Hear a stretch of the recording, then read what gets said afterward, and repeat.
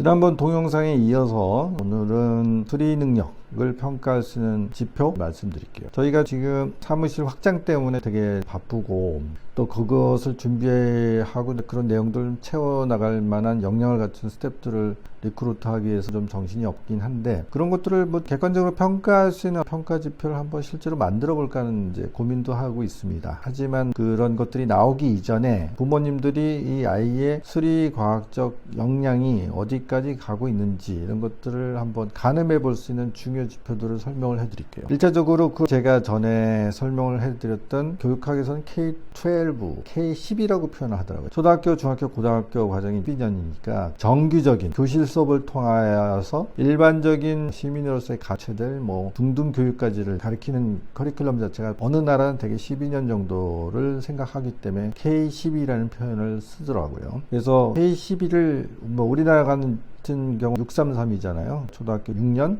중학교 3년, 고등학교 3년. 그 K-12를 쪼갰을 때 1, 2, 3학년, 초등학교 저학년에서는 사실은 자연수의 가감승제를 다루는 게 커리큘럼상의 내용이기도 하고요. 그리고 실제로 그때 아이들이 해결해야 될 문제의 수준도 되게 그 수준을 벗어나진 않습니다. 그러니까 가감승제를 하긴 하는데 2자리, 3자리, 4자리 이렇게 확장시켜 나가는 것들을 부담스럽지 않고 해나갈 수 있다. 시간만 충분히 주어진다면, 아니면 약간의 계산 오류 같은 것들을 교정해 나가려면 10자리인들 곱하지 못하겠어요? 그런 수준으로 이제 끌어올리면 되는 것이죠. 그리고 그 다음 초등학교 고학년, 4학년, 5학년, 6학년 과정에서 필요한 수준이 분수의 가감승제입니다. 분수의 사칙연산을 해낼 수 있으면 이제 초등학교 과정은 수리 과학 역량을 키워나가는데 충분한 수준이 된다고 얘기할 수 있죠. 근데 분수의 사칙연산이라는 게 그렇게 만만한 내용은 아닙니다. 물론 어떤 아이들한테 되게 쉬워요.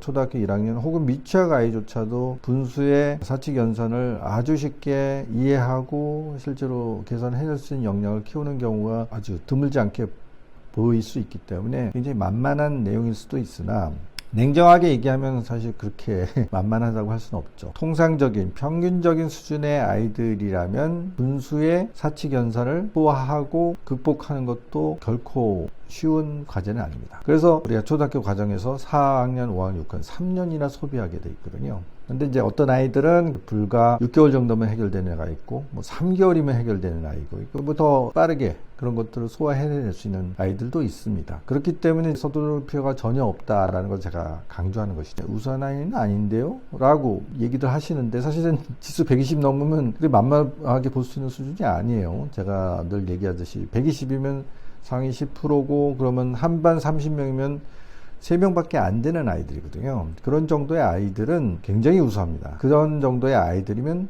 학교에서 3년에 걸쳐서 공부해야 될 내용들을 얘네들은 정말 6개월이면 충분히 소화할 수도 있어요. 그러니까 학교가 요구하는 수준은 그야말로 4학년, 5학년까지도 판판히 놀다가 6개월 정도만 공부 좀 한다.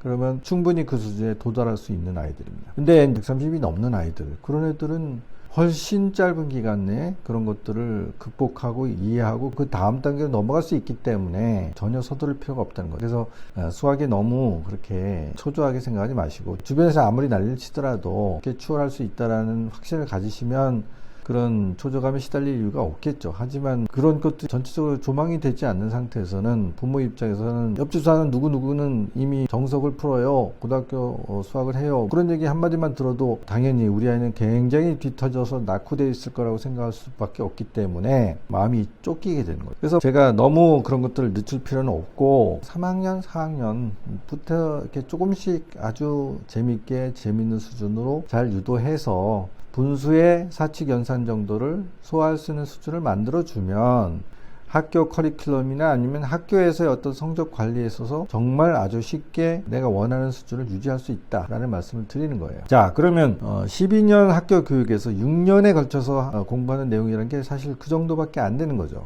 자연수 2자리, 3자리를 해결하고 그 다음에 분수를 가지고 계산할 수 있을 정도면 되는 건데, 그 공부를 왜 6년이나 하냐? 그러면 그 이후에는 뭘 공부하느냐를 제가 말씀드리고 싶은 거예요. 자, 중학교에 들어가면 처음으로 1학기하고 2학기 이 구분이 되기 시작합니다. 그래서 1학기에는 대수를 공부하고요. 대수라는 것이 초등학교 6년이나 걸쳐서 한 수를 계산하는 능력들을 자꾸 확장을 시켜서 대수에 들어가게 되면 지수가 나오는, 그리고 유리수를 확장을 해서 실수, 즉 무리수 같은 것들을 사칙현상하는 거로 확장을 시키는, 확대시키는 그런 것들이 중학교 1학년, 2학년, 3학년 1학기에 진행이 되는 것이죠. 근데 그런 숫자를 자꾸 확장하는 노력이 왜 필요하냐? 그러면 2학기에 공부하게 되는 기하학을 공부할 수 있는 준비를 시키기 위해서 필요한 것이에요. 그러니까 수학의 원류를 따지고 들어가 보면 결국은 기하학이 수학의 시작이라고 할 수 있죠. 기하학은 굉장히 실용적인 학문이었어요. 제가 관련된 동영상을 하나 만들어서 기하학은 제왕학이었어요, 이런 동영상을 하나 만들었는데 굉장히 재밌게 보았다는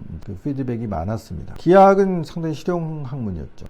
이집트 문명을 일으킨 그 나일강 유역의 대토지를 관리하기 위해서는 토지의 넓이를 효과적으로 측정하는 그런 토지 측량술이 필요했고, 그런 것들을 체계적으로 정착시켜서 학문화시킨 것이 기하학이라고 할 수 있고요. 물론 기하학이라는 게 이제 3차원 이제 입체 공간, 입체 도형도 다루게 돼 있지만, 그거는 2차원 기하학의 확장판이 되는 것이고, 기하학의 시작은 사실 평면 기하학이죠. 다양한 평면 도형들을 어떻게 효과적으로 넓이를 계산해 낼 수 있을 것이냐. 유클리드는 모든 평면 도형은 궁극적으로는 사각형으로 구성된다고 생각하는 거고요. 대각형들을 삼각형들로 분할해서 그런 것들을 길이와 삼각형들의 변의 길이와 넓이가 어떤 관계가 있는지를 이제 분석을 하고, 그런 것들을 효과적으로 접근하는 이제 체계를 세워 나가는 것이죠. 그리고 삼각형은 한 번 더 분할하면 직각삼각형이 되거든요. 직각삼각형을 유클리드는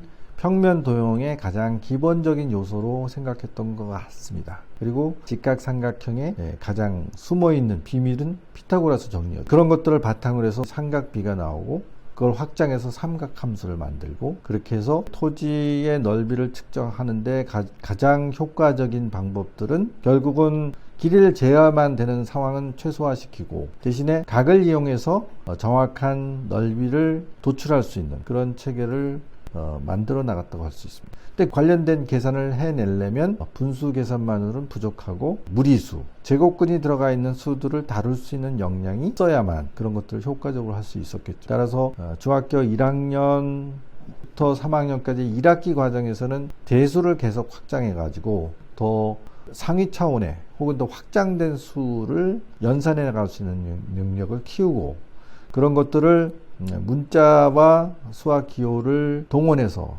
식으로 만들고 방정식을 푸는 것으로 대체해서 보다 효과적으로 계산하는 방법들을 연마를 시키고, 그런 것들을 2학기에 배우게는 기하에 보다 적극적으로 적용을 해서 굉장히 다양한 조건 하에서 그야말로 토지의 넓이를 효과적으로 계산하는 학문 체계랑 연결을 시킨 거죠.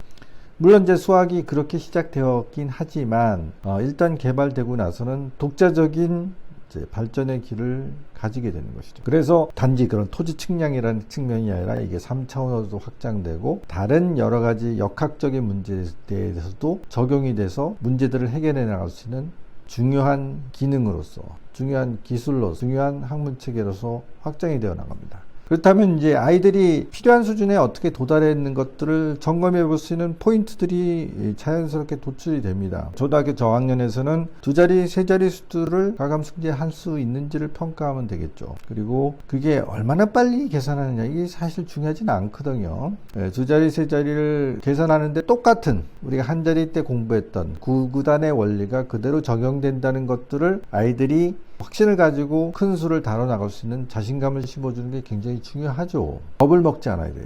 숫자가 좀 큰다 하더라도 수학적인 원리는 항상 같기 때문에 그 원칙을 지켜나가면 난 이 수들을 극복할 수 있어, 정확한 답을 구해낼 수 있어, 이런 확신들을 심어주는 과정이라고 할 수가 있고, 초등학교 고학년이 되면 얘가 분수 계산을 잘 할 수 있냐. 그 중에서 제일 배우기 어렵던 부분이 오히려 분수 계산에서는 더하기 빼기니까 제가 중요한 지표가 되는 문제가 빅 퀘스천이라고 제가 이름을 붙였었는데 2분의 1 더하기 3분의 1들을 어떻게 해결하느냐를 보면 되는 거죠. 그 원리를 가지고 확장시키게 되면 훨씬 복잡한 수들을 다룰 수 있게 되기 때문입니다. 5학년 1학기 때는 더하기 빼기고 2학기 때는 곱셈을 배워야 되니까 분수의 곱이라는 것은 쉽게 생각하면 반의 반은 4분의 1이 돼. 이런 것 것들을 깨닫는 과정이죠. 그래서 결국 분수의 곱셈에서는 분자는 분자끼리 곱하고 분모는 분모끼리 곱하면 우리가 필요한 답을 구할 수 있다. 근데 그 숫자가 너무 커지니까 약분을 할 수 있다. 약분을 하게 되면 이제 숫자가 작아지기 때문에 아이들이 5학년 1학기 때 통분을 하고 자꾸 숫자가 커지는 계산에 대해서 약간 부담감을 느끼다가 곱셈 계산을 하면 숫자가 작아지는 느낌이 생기잖아요. 그래서 오히려 신나할 수도 있어요. 그러면 5학년 1학기는 좀 어려운데 2학기는 좀 쉬워. 그런 느낌을 받는 경우가 상당히 많습니다.